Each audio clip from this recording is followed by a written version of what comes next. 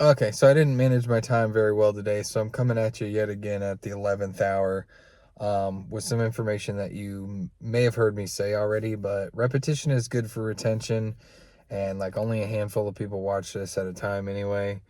Um, so I am going to be reading some resources here soon. I always refer people to a book series, like it's a two-book collection from Dr. Ian Dunbar. I'm going to be reading those soon because I always tell people to read them, and I know that like people don't like to. Generally, people don't want to read. People generally don't read, and like I cannot say that I've finished either book in their entirety. So I'm going to be doing that. I'm going to be reading through it, and I'm going to be recording them um, in pieces. So we can take it in little bites.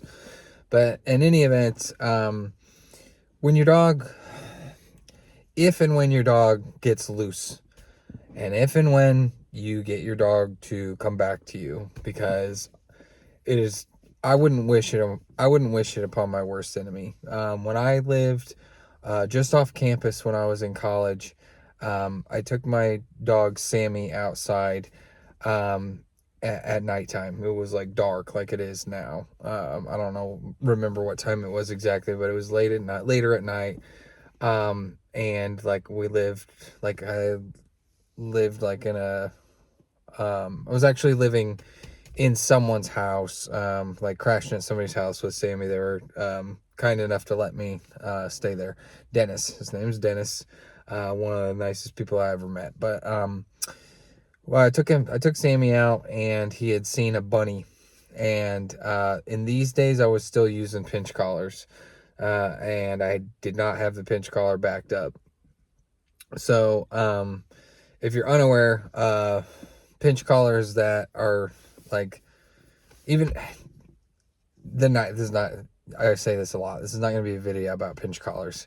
It is coming. I will make one, and you can fall on either side of the line that you want.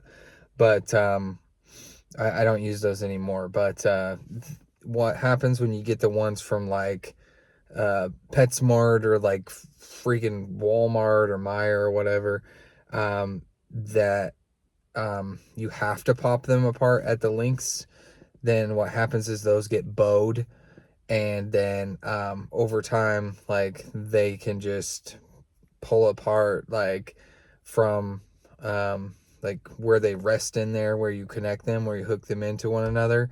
Those don't, they're not as secure anymore because they're bowed and warped, and they'll just pop apart. Okay, and that's exactly what happened. Sammy was a shepherd mix, and he saw a rabbit, and he went to go he went to go chase and pursue the rabbit, and it popped right apart, and he was gone.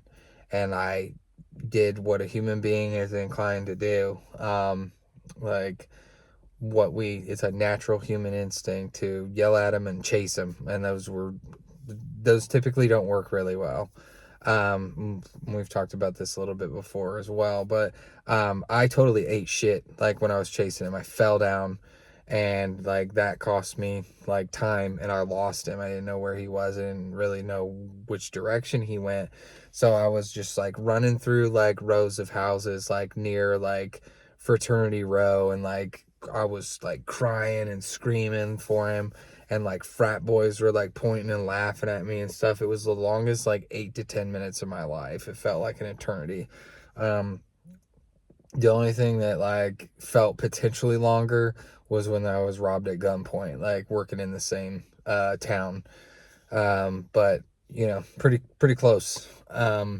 So after a while, like I saw like a shadow kind of like slink like through like like between these two houses, and like sure enough, it was Sammy, and I was like so upset, and so like so distraught, so pissed off, that like I did what's also pretty um like common for human beings to do. When I got him back to me and got him secure, I spanked his butt.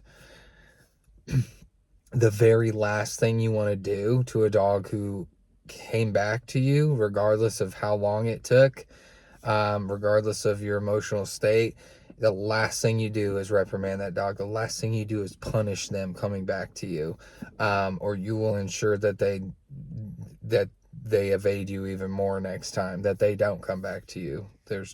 There's no incentive for them to come back to you if that's what you're going to do to them when they arrive.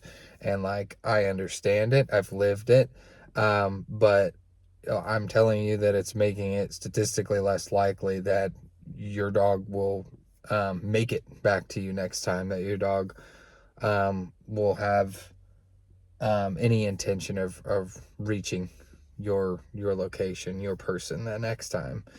Okay, so anyway, we've talked about what to do instead. We can talk like in an emergency scenario, like especially if you haven't perfected your recall.